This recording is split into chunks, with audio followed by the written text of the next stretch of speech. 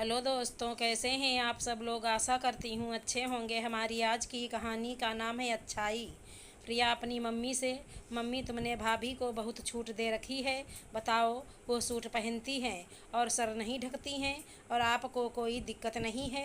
मेरी सास को देखो, आज शादी के 15 साल हो गए और मेरी हिम्मत की ससुराल में सूट पहन लूँ और सर पर पल्ला ना रखूँ।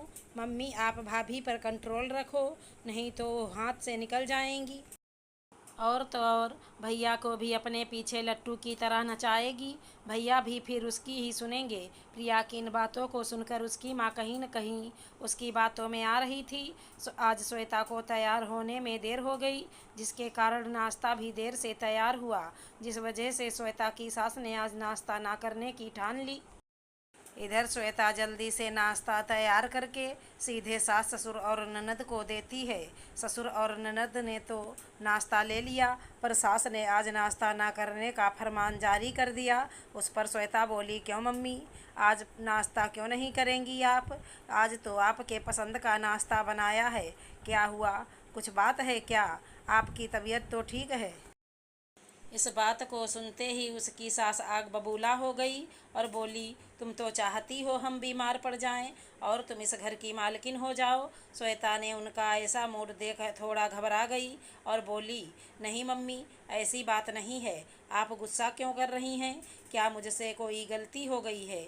उस पर सास ताना मारते हुए, अब इतनी भोली भी ना बन जाओ। तुम्हें नहीं मालूम नाश्ता का क्या टाइम होता है?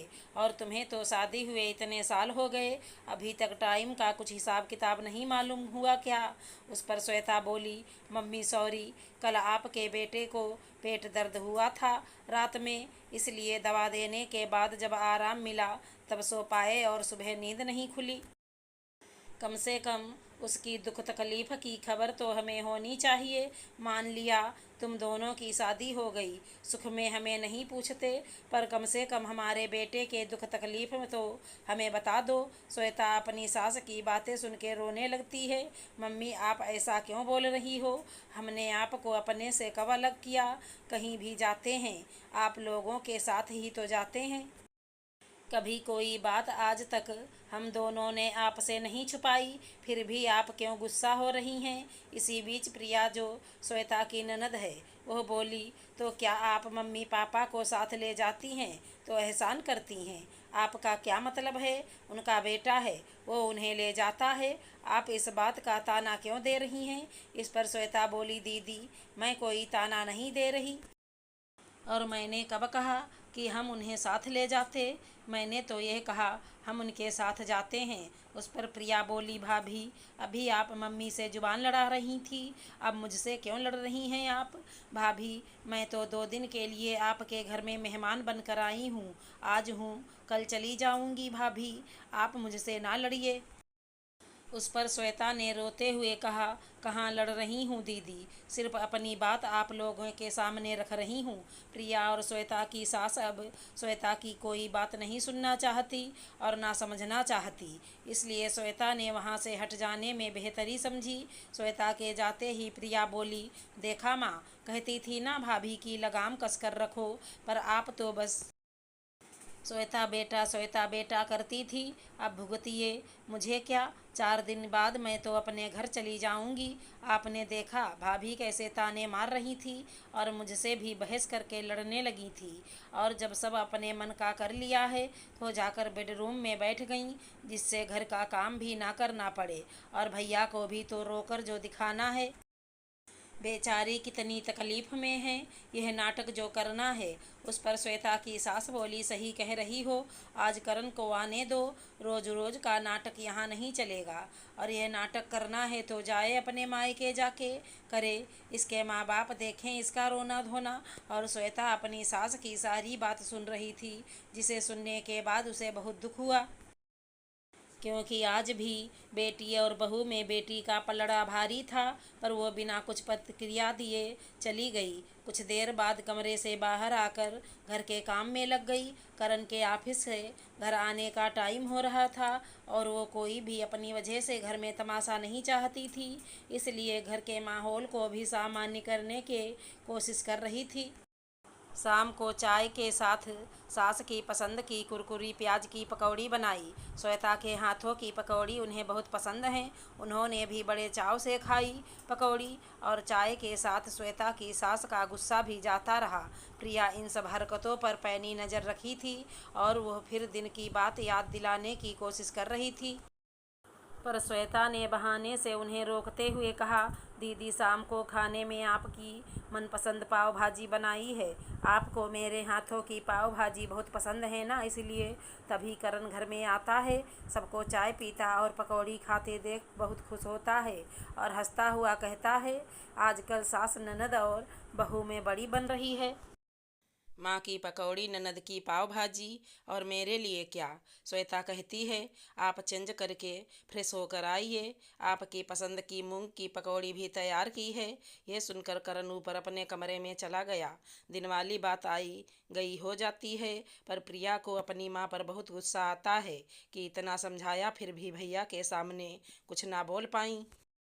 बस श्वेता ने चार पकौड़ी क्या खिला दी और ये श्वेता बेटा करने लगी, ये नहीं सुधरेंगी। कुछ दिन बीत गए थे इस बात को और अचानक एक दिन करण के पास प्रिया की कॉल आई, भैया मुझे आकर ले जाओ, अब मुझसे यहाँ और रहा नहीं जाता। करण ने पूछा क्या हुआ, तब प्रिया बोली, एक बात हो तो बताऊँ, हर रोज़ वही बात का बखेड़ा है, कितना सुधार करो। करण ने कहा, ठीक है तुम परेशान ना हो, मैं जीजा जी से बात करता हूँ, फिर तुम्हारी भाभी के साथ आता हूँ। उस पर प्रिया बोली, भैया कोई फ़ायदा नहीं, वो अपनी माँ और बहन की ही सुनेंगे। करण ने कहा, फिर भी बिना बात किए मैं तुम्हें वहाँ से नहीं ला सकता, घर पर भी माँ पापा और श्वेता से कुछ डिस्कस कर लूँ।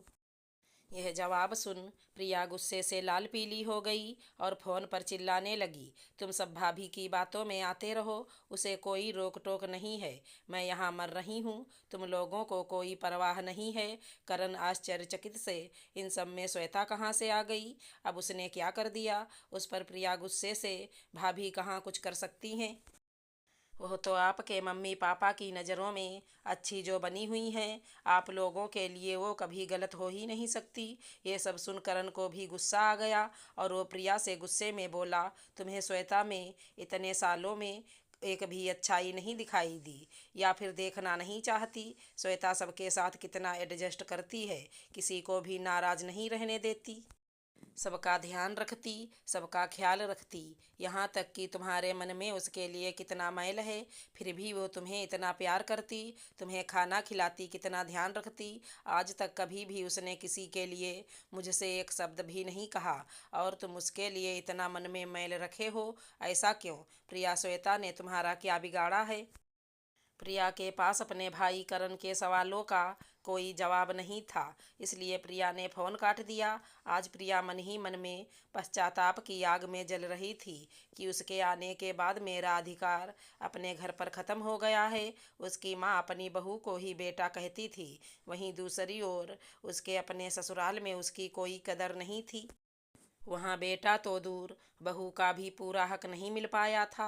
यहीं सब कारणों से न जाने कब प्रिया श्वेता से चिढ़ने लगी थी और बराबरी करने लगी, और ऐसा करते करते उसे पता भी ना चला और वो अपनी माँ को अपनी भाभी के खिलाफ भड़काने और भाई भाभी में लड़ाई लगवाने की जुगत में लग गई।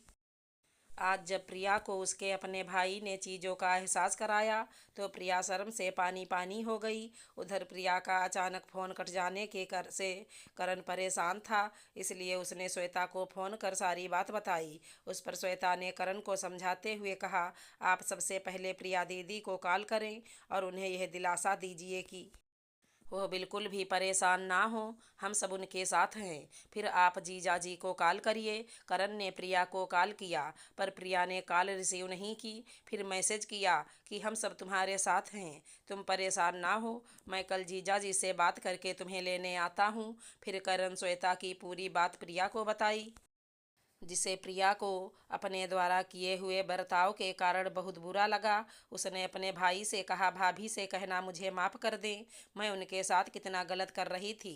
करण ने कहा, पुरानी बातें भूल कर आगे बढ़ो, पहले क्या हुआ उसे याद करने से कुछ नहीं होगा। श्वेता के मन में किसी के लिए कुछ नहीं है।